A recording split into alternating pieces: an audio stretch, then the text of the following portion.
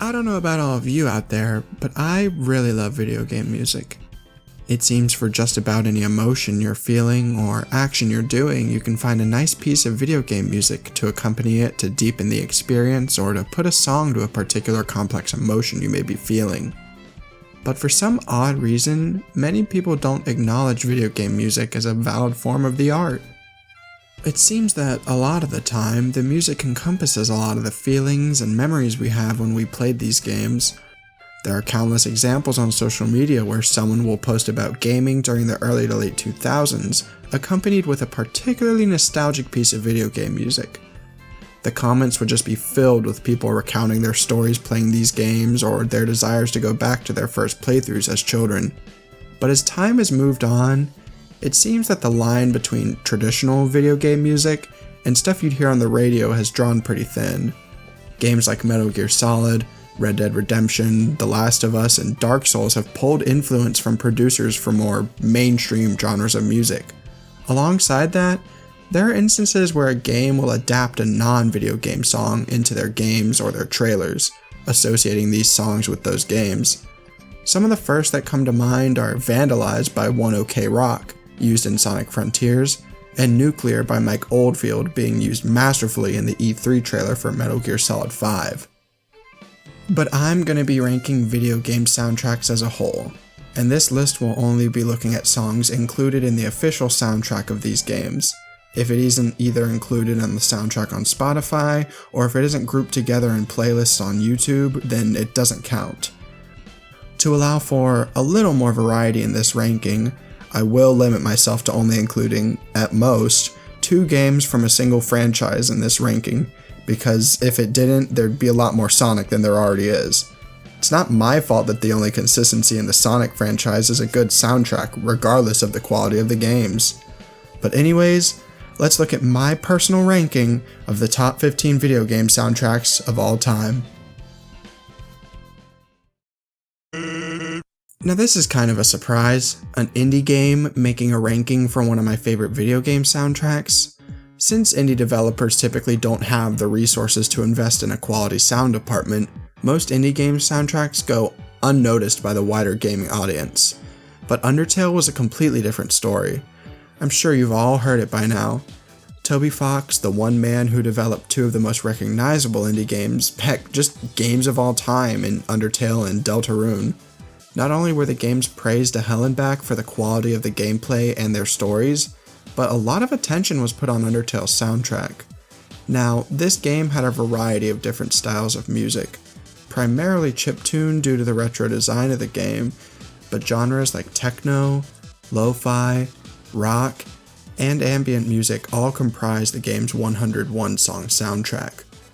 Megalovania is most definitely the standout piece. Originally being composed for the Homestuck webcomic in 2011, this song was later tweaked for Undertale and has been used in memes and edits ever since the game released back in 2015. Other than Megalovania, there are actually some really solid tracks in this game. There's Undertale, which shows off the game's main motif that gets used in plenty of other songs.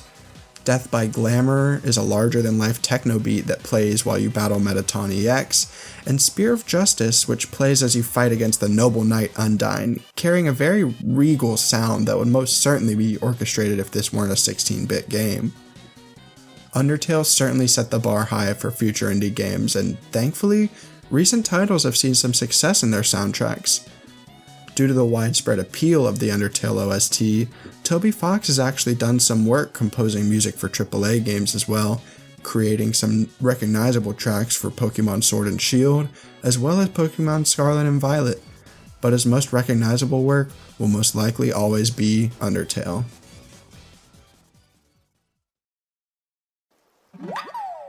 Let's be real, all Animal Crossing soundtracks are basically the same. It's always calming music to accompany you as you do your chores. Not saying that any of them are bad, but for a list like this, any of them could really fit. So I decided to choose the one that I've heard the most of, and that's Animal Crossing New Horizons. Now while I love every Animal Crossing soundtrack, this one just provides some really good rhythms in its songs. Like, just listen to the 12 PM song real quick.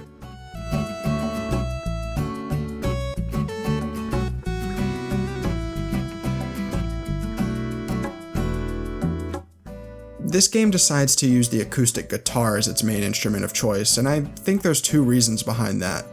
One, KK Slider performing at your island signifies the end of the game. It's what you're working towards by improving your island to become more friendly to visitors, and his main instrument is the guitar. The second reason, which I'm even finding a hard time explaining, is that whenever you think of a group of people camping, you probably envision a guitar around the campfire to help lighten the mood.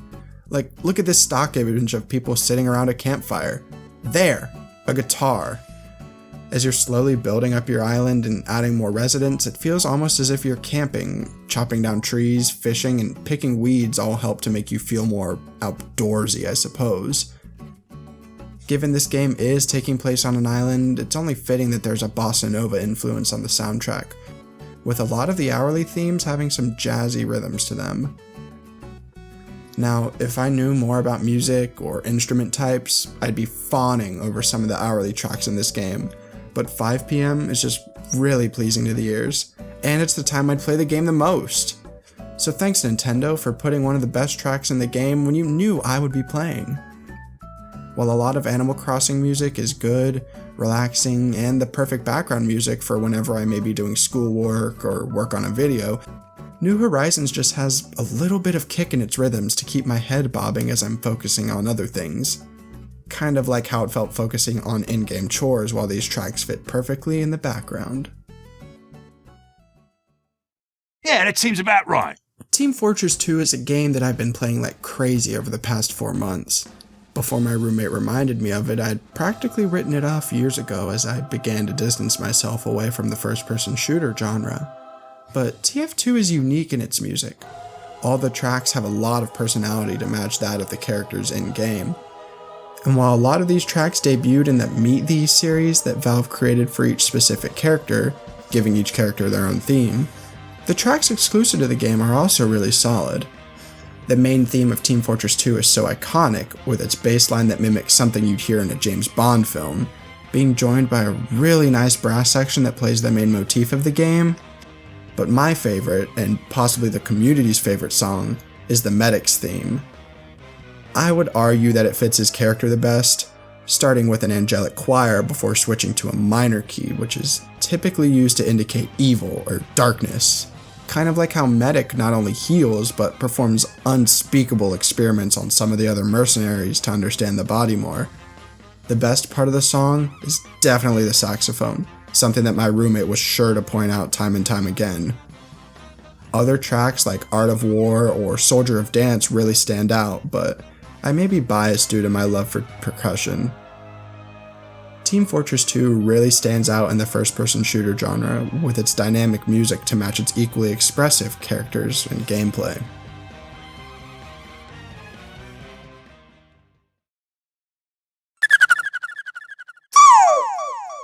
Mario probably has some of the most recognizable music in the history of gaming.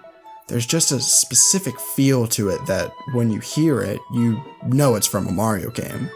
And while each game has tracks that you could argue go at the top of a Mario song ranking, I had to pick Super Mario Galaxy to go in the 12th spot on this list. Galaxy was groundbreaking in that it was the first Mario game to ditch the MIDI samples of instruments that had been used in the series' music up until that point, in favor of a full orchestra since the Wii had the hardware capabilities to handle such formats. Starting off with probably the most iconic track from the game, Gusty Garden Galaxy. It's been used in everything since the game's release, even the Mario movie. Its powerful orchestra pulling back to give the wind instrument some time to shine before coming back stronger than before is the moment in this song that I remember the most. But the game isn't afraid to have more quiet or somber tracks. Family, Space Junk Galaxy, and Gateway Galaxy all show off the emptiness of space and contrast beautifully to the high-energy tracks like Good Egg Galaxy or Battle Rock Galaxy. While Galaxy may not have tracks as iconic as the likes of Slider, the 1-1 theme, or Super Mario World's Athletic theme, its music fits so well with the levels while showcasing the emotions of the game wonderfully, all while having some of the highest quality sound, due to the live orchestra, in a Mario game till that point. this game's music will always find a way to be in my video game music playlist, whether it's calming, high energy, or just something that's good to have as background music. I don't think there's another soundtrack as iconic to a whole generation of people as Minecraft's is. Being the highest selling game of all time and even holding a massive audience to this day means that multiple generations of people will have the calming music of Minecraft lingering in their minds. C418 created the perfect music to accompany you as you explore, create, and survive in an empty world. It is the pinnacle of ambient music. The soft piano that plays in the background that's occasionally joined by a calming synth as you traverse the vast landscape the game creates. There's not much I can say about it since it's so widely appreciated and recognized, but this music defined a good 8+ years of my childhood, and every time I hear one of these songs, I get taken back to a time where I'm playing Pocket Edition on my iPad in the limited worlds the game had. Or messing around on an old computer of mine trying to figure out servers and download adventure maps, which ended up giving my computer viruses, but that's a story for another time. I'll always associate this soundtrack with nostalgic YouTubers and probably the thousands of hours that I poured in this game. It may not feel the same anymore with how much unnecessary additions Microsoft has made, but these memories of a more bare-bones Minecraft will always be held dearly to me, along with these music tracks. Oh yeah, baby! Now I hopped on the Xenoblade train pretty late. It wasn't until March of this year that I finally decided to play the first game. And I loved it. The world was so fleshed out and the story felt like every moment had meaning. A big part of that is due to the game's music. And while I haven't played the sequels yet, if their soundtracks are anything like this one, then I'm sure they'd find their way on this list as well. The soundtrack to this game is very unique, every area having its own day and night song, with the night songs typically being variations on the day ones by slowing them down and changing keys or instruments. This makes it so it's really difficult for me to decide which variation I like more, since sometimes I love the high energy and sense of adventure in tracks like Gower Plain or Unfinished Business. But I also find myself listening to the calming tracks of Colony 9 Night, Satori Marsh Night, or Frontier Village Night. A bunch of these songs have made it on my relaxing video game music playlist, since they're so serene. But I can't ignore how much effort was put into these faster-paced songs to give more urgency to the story and gameplay. Sadly, with the release of Xenoblade Chronicles Definitive Edition for the Nintendo Switch, they decided to change up a bunch of the tracks. While they're still the same arrangement-wise, some of the instruments changed for tracks like Colony 9 Night and Tephra Cave. None of these sound bad, but it doesn't have the same feeling as the 2010 Wii original. Overall, there's a really good blend of calming background music, as well as faster-paced, action-packed music for anyone who finds themselves flip-flopping between the two genres as much as I do.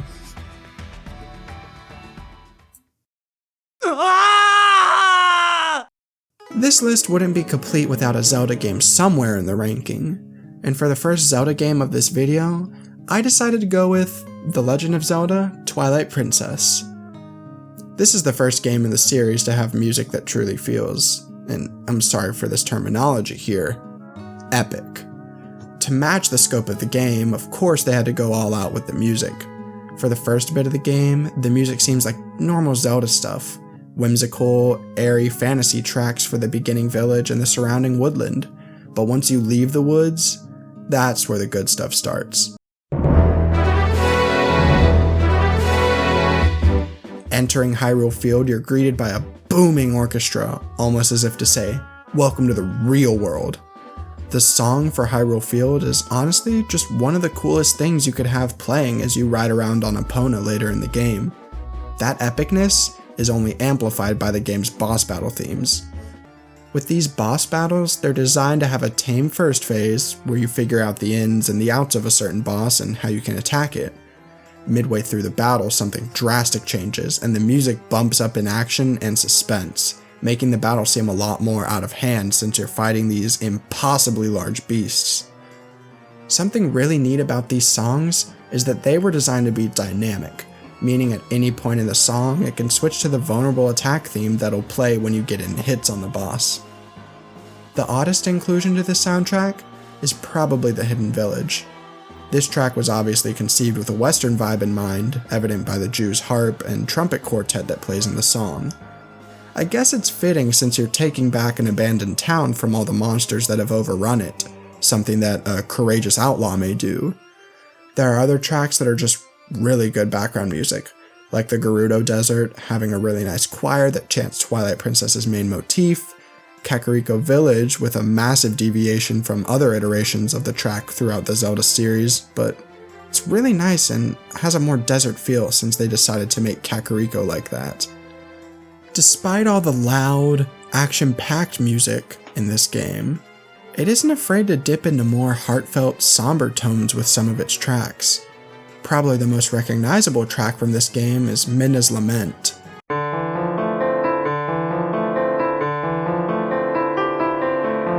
It plays as you rush to save Midna after Zant's surprise attack, and you can really hear that in the music, as Midna's theme gets altered to reflect this.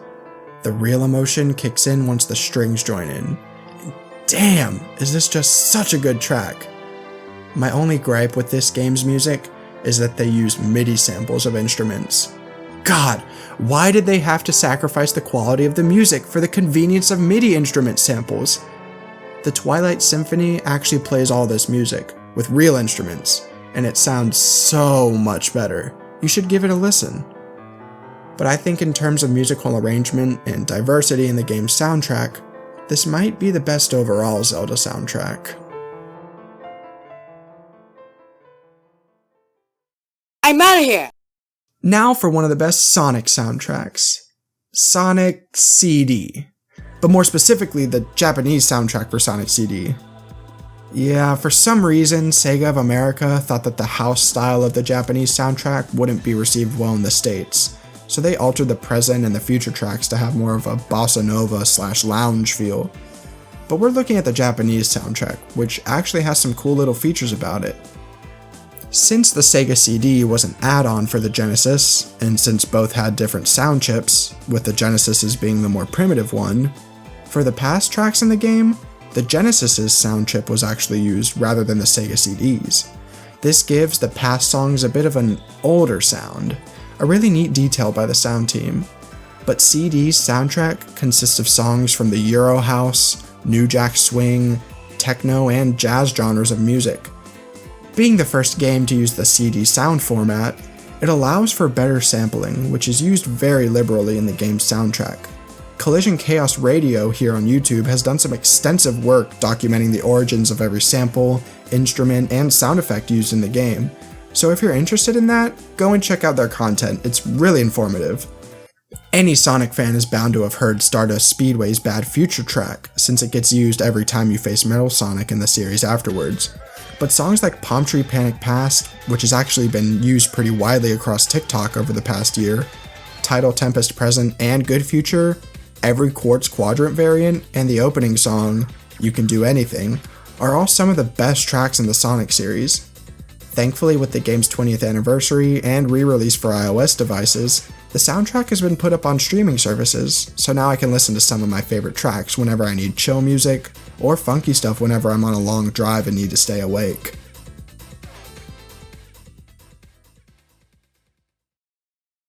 I never learned how to read! Now here's a game I feel doesn't receive enough love, Kid Icarus Uprising. Other than being a return to a dead franchise, it also included a pretty rockin' soundtrack. This game's soundtrack is the perfect blend between optimistic, whimsical pieces that highlight the heroism of Pit and Palutena when you're in the flying sections of a stage, as well as the more intense, fuller pieces that play as you traverse the ground to locate the boss and complete the level. Some of the tracks that stand out to me the most are the Thundercloud Temple, being headed by an electric guitar because, like, thunder, electric, you get it. At the Seafloor Palace has a really unique callback to the original Kid Icarus, as well as having a really unique ground theme since there are these repeated booming parts that just dominate the meaningful plucking of the harp. There's even the occasional rock piece snuck in with the boss battle theme that's probably my favorite boss battle theme from any game I've ever played, but come on, there's pretty much only one reason why this soundtrack is so highly ranked. The sound team just decided to give Pit's Doppelganger a top 10 video game theme of all time. I'm just guessing, but it seems like there's a lot of Spanish influence in this track, with what sounds like a flamenco guitar playing alongside an electric harp. The craziest combination of instruments, but it really works out, especially when you hear the bass and drums come in. If I decided to make this list ranking songs rather than soundtracks, I could spend a whole lot longer obsessing over this one track. Other than Dark Pit's theme, there are a lot of really good tracks here that have sadly been left behind since Kid Icarus Uprising only released on the 3DS, and it's a pretty hard game to port with that much reliance on the bottom screen's touch controls. Although thankfully, due to Smash Bros., we can still hear a lot of this game's great music due to Pit, Dark Pit, and Palutena's inclusion into the series, so as long as Nintendo decides to keep them there, this music can still be heard by a wider gaming audience.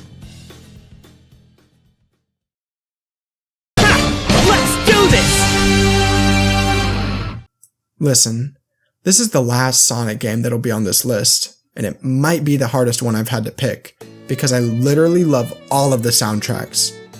Except you. You're not included in that statement. Sonic Adventure 1 and 2 brought rock into the series, alongside R&B and jazz for Adventure 2.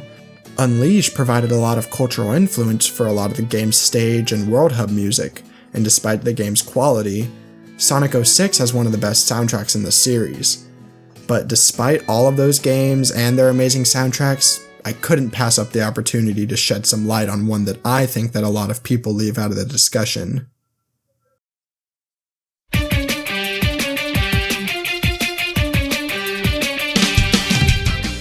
Sonic and the Black Knight truly has some of the most Sonic-sounding music in the franchise. Orchestral rock. Why didn't they keep it in like this instead of driving headfirst into techno that honestly all sounds the same? Looking at you, Sonic Frontiers. I love Open Your Heart, Live and Learn, and all that, but the mix of violins and electric guitar here is just one that you can't beat. It exemplifies the image of this game. Sonic being thrown into medieval times. So basically an electric guitar being mixed with fancy old music. It's not just Night of the Wind that does this. Misty Lake has a beautiful sounding string section that gets paired alongside a fast-paced electric bass plucking and a drummer that isn't afraid to use the snare. Despite a lot of the tracks being a blend of rock and orchestral music, there are some that are just one or the other. Through the Fire and Fight the Night are great boss battle themes that lean more towards the metal/rock genres, and with the vocals from Crush 40's vocalist Johnny Gioeli, the fights seem a lot more intense than they really are. Because at the end of the day, you're just swinging around a Wiimote. I think this might be the only Sonic game where I really rock with every stage theme. Shrouded Forest has an incredibly urgent tone since you have to go through the stage of Shadow. Sir Lancelot. But like, of course he'd be Lancelot. And he's holding his sword backwards? Because he's just that cool? Sorry. Anyways, you're going through the living forest that tries to kill you so you can find a barrier stone so Sonic can fight Merlina. Speaking of fighting Merlina, Crush 40 actually doesn't do this final boss theme. It was actually done by Emma Halot and Tina Karlsdottir from the band All Ends. Sorry if I mispronounced that. And let me tell you, this song is crazy. The song is from Merlina's perspective as she tries to justify her evil plan of keeping the world from going through its trials and tribulations, and eventually coming to the end. The chorus even uses the melody from Merlina's theme? Jun Senoue, you glorious bastard, it's just so good.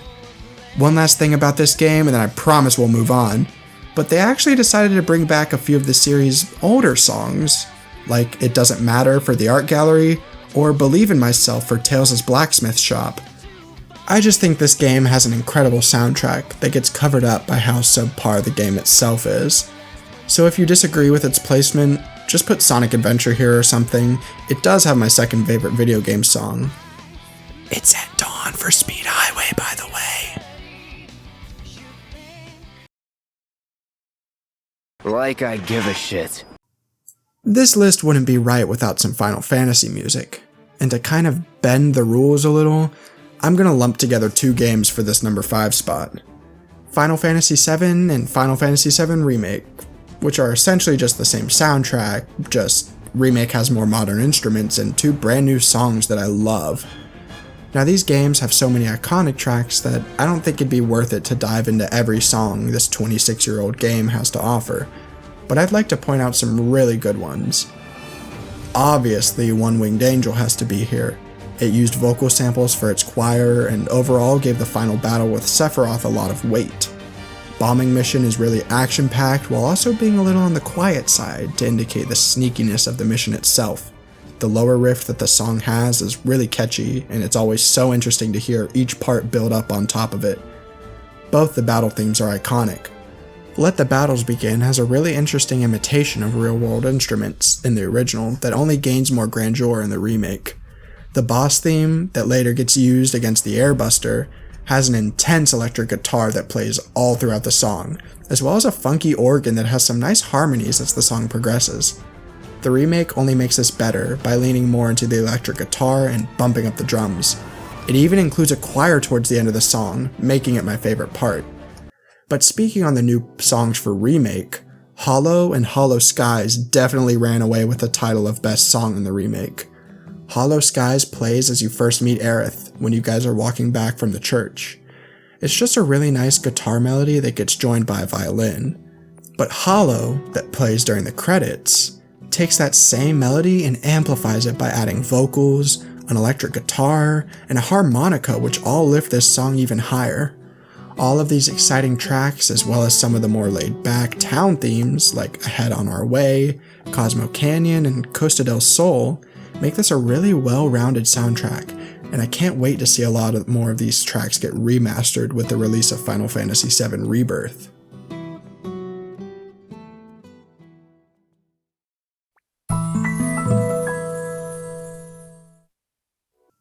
Now for this next entry, I'm definitely breaking the rules, but do I care? It's my list, and these songs are technically video game music. Nostalgia has a massive part in why I enjoy these songs, but nonetheless, the 3DS has some of the best system music out of any console ever. Now I get that the Wii has some great tracks. The Mii Channel and Wii Shop Channel are both instantly recognizable to anyone born after 2000.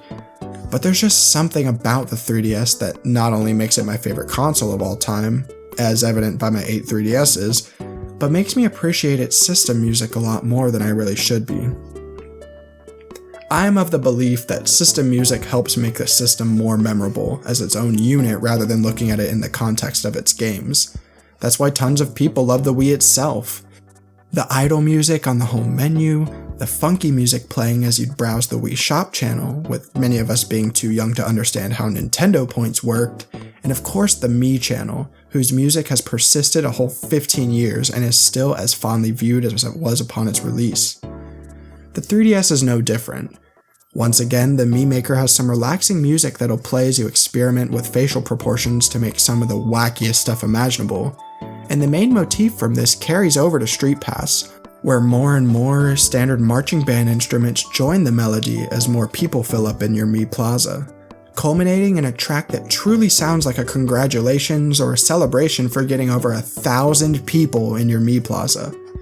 Of course, there's the Puzzle Swap and Find Me music, with the former just being nice, jolly background music. If you're ever on a walk, you should really try it out. What's really neat about the 3DS is that not only did the eShop have music, the first track probably being my favorite due to nostalgia purposes, check out my 3DS video if you want to hear more about that, but the songs would actually rotate every now and again, sometimes for the holidays, other times just to keep things fresh. It really helped to bring a lot more life to the shop, something that the Switch still lacks. Apparently, there was supposed to be music in the Switch eShop, but without it, it's just so boring and browsing isn't even worth my time like it was with the 3DS. Even the system settings here have music, with the internet settings track being groovy with a solid beat that makes you just want to boogie. The music is just one of the many reasons that makes the 3DS my all-time favorite console. So let's just hope that Nintendo decides to pump some much needed personality into the Switch 2 and add some dang system music.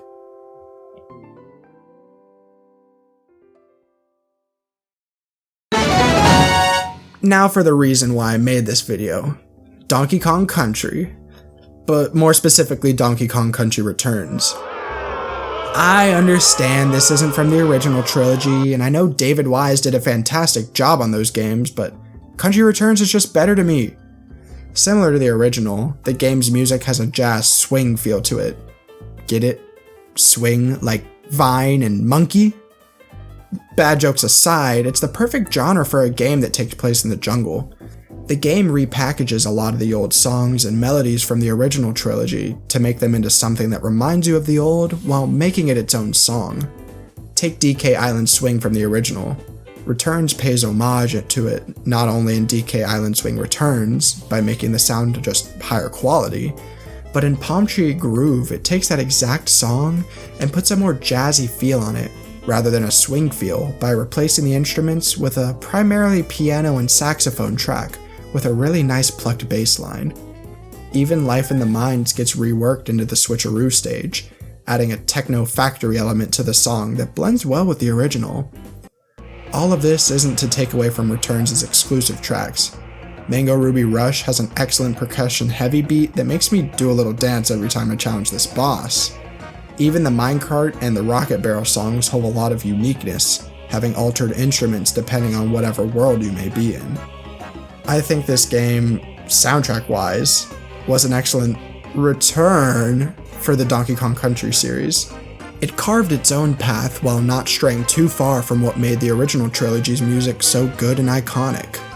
Thankfully, David Wise commended Kenji Yamamoto's work on reworking a lot of his old tracks, so it doesn't feel like this was done out of bad taste.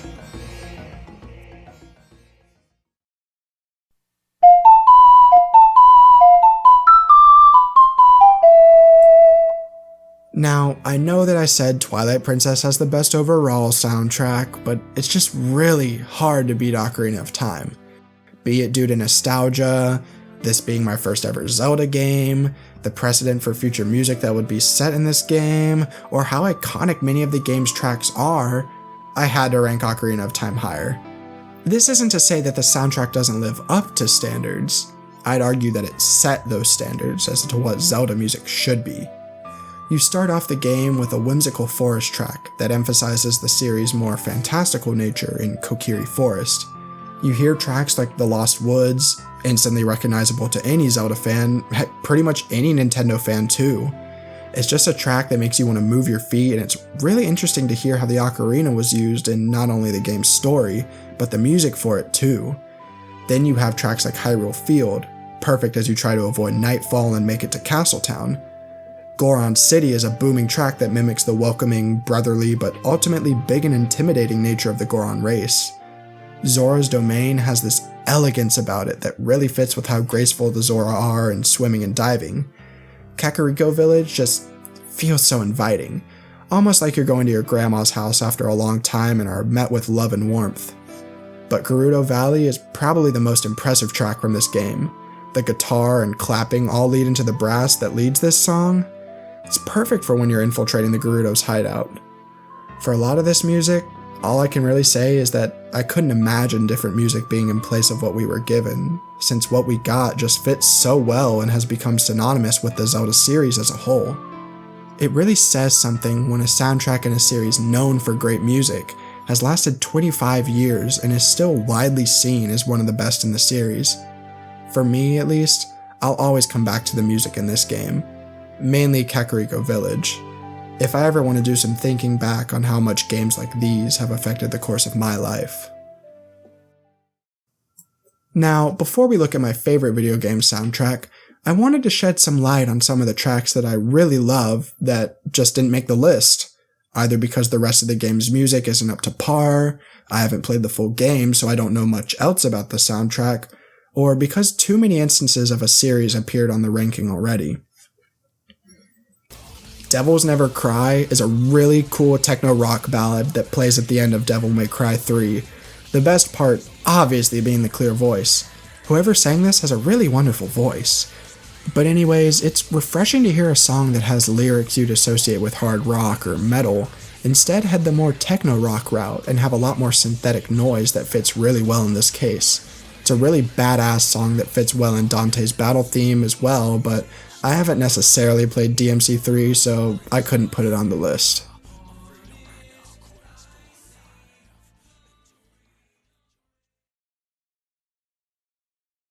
My Friend in the Setting Sun from Kirby Superstar is a really reflective piece that plays after you escape the halberd being chased down by Meta Knight.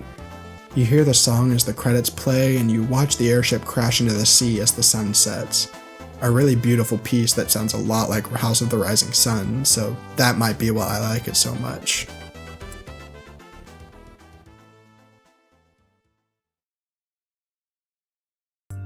I've never cried more during a game than when Crash of Worlds plays in Red Dead Redemption 2. Spoilers ahead, so be careful. This song plays as Arthur finally succumbs to tuberculosis as he's watching the sun rise when he takes his last breath. A really interesting part about the arrangement of this song is that depending on your honor level, it will change which variation of the song you hear. Having high honor lets you hear the version where the higher voices are emphasized and the guitar can be clearly heard in the background. Having low honor makes the lower voices more pronounced while replacing the guitar with a singular tone that gets held out, making the song have a much more sinister feeling. It's a really nice piece whose lyrics reflect Arthur's turmoil as he succumbs to tuberculosis, and I love it for that.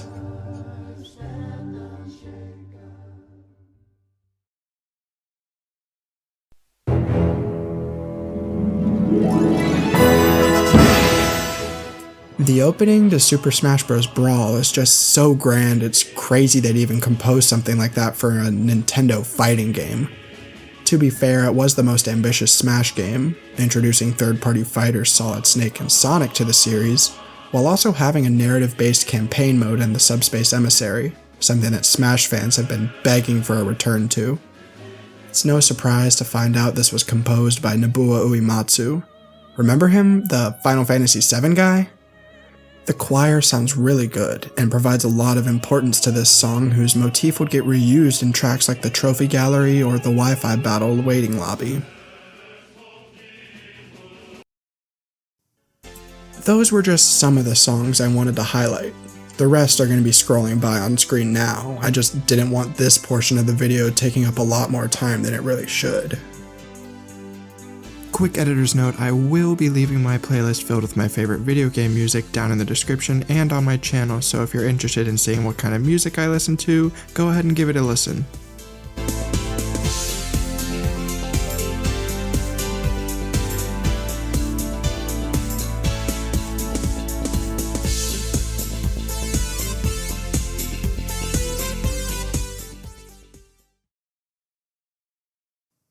And now for the number one soundtrack in my opinion.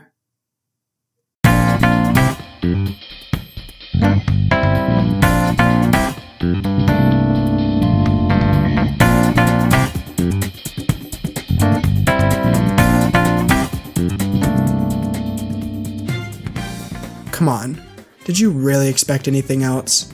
Atlus knocks it out of the park every time they make a Persona game.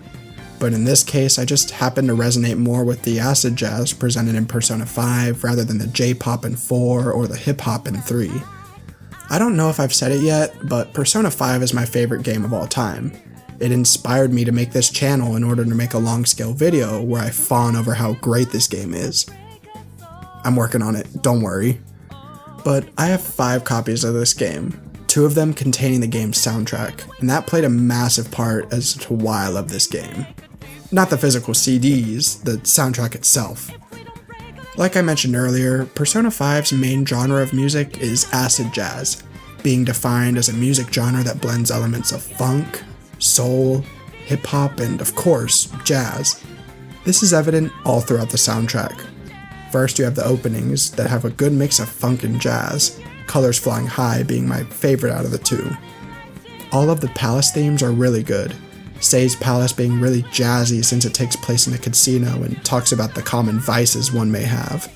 Even the track that plays when you go to steal the treasure, Life Will Change, is so full of energy that even the minimap flares with every beat of this song to emphasize how important it is that you successfully steal the palace's treasure to rid someone of their twisted desires. The daytime overworld theme, Tokyo Daylight and Tokyo Emergency, are always a joy to hear as you figure out who to hang with or what social skill you may want to level up by working a part-time job or going somewhere like the batting cages. And of course, the battle themes. Last Surprise obviously being better, with this disco-esque genre adding a lot of flair and style to an average battle theme which would normally be overlooked in other JRPGs.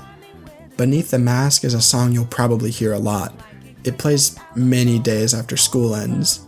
Whether it's the instrumental version or the version that plays while it's raining, there's a really smooth drumline that gets paired with what sounds like an electric organ for a really relaxing yet busy piece that I love to have on as background music.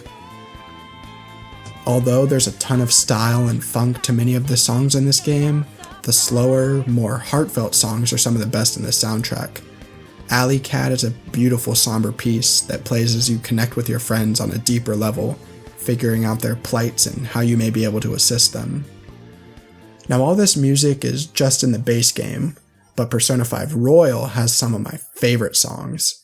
The first one that I really paid attention to was So Happy World. Spoilers ahead if you don't want to know the story for Royal. This song plays after Dr. Maruki has changed reality to reflect what many of the Phantom Thieves have secretly wished for. Stuff like Futaba's mother being alive, Ryuji still being a part of the track team, and Haru having a healthy relationship with her father. But the most surprising out of all of these is that Akechi is magically alive after the events in Shido's palace. Now, So Happy World plays as you go around Tokyo, finding all your teammates to snap them out of this spell and have them realize that despite how happy they may be, it isn't correct.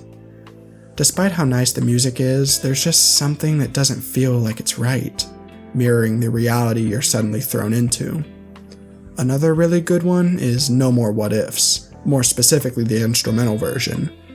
This is just a really nice smooth jazz track that plays as you're in the Thieves' Den, which is just a nice place to chill out, talk to the Phantom Thieves, look at concept art and such. You get the point. Now, since this game has to end on an epic battle between you and the person who so easily altered reality, the track I Believe replaces Life Will Change, and honestly fits a lot better. I Believe uses the same motif that was present in Life Will Change.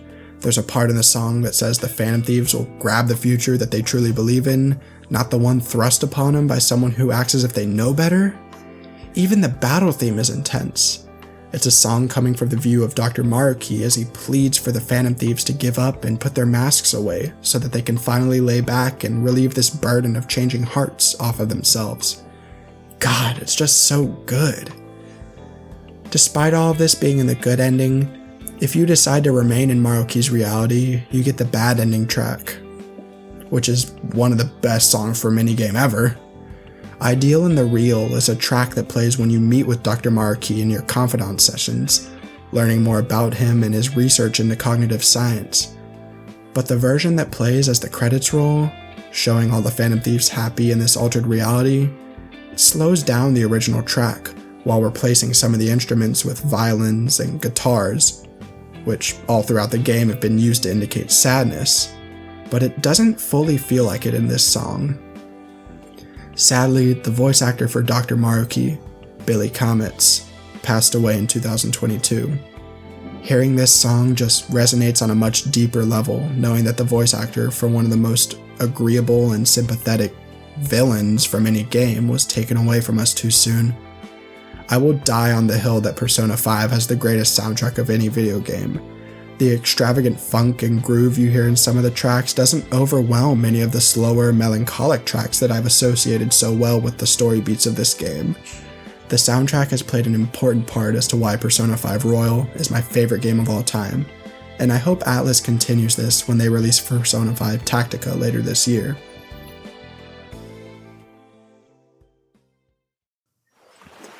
That's it for my ranking. I loved putting together this list, since I never really thought about how I'd rank all of these, other than Persona 5 Royal being at the top.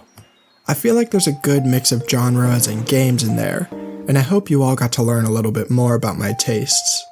It's games like these that convinced me to begin my minor in game design with a focus in music composition.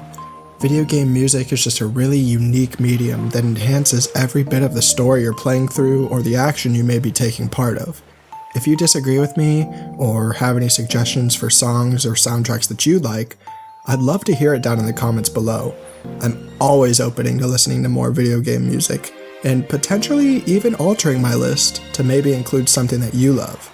If you enjoyed this video, it'd mean a lot to me if you would like and subscribe, since it lets me know y'all want more content similar to this. But thank you all so much for watching, and I'll see you all next time.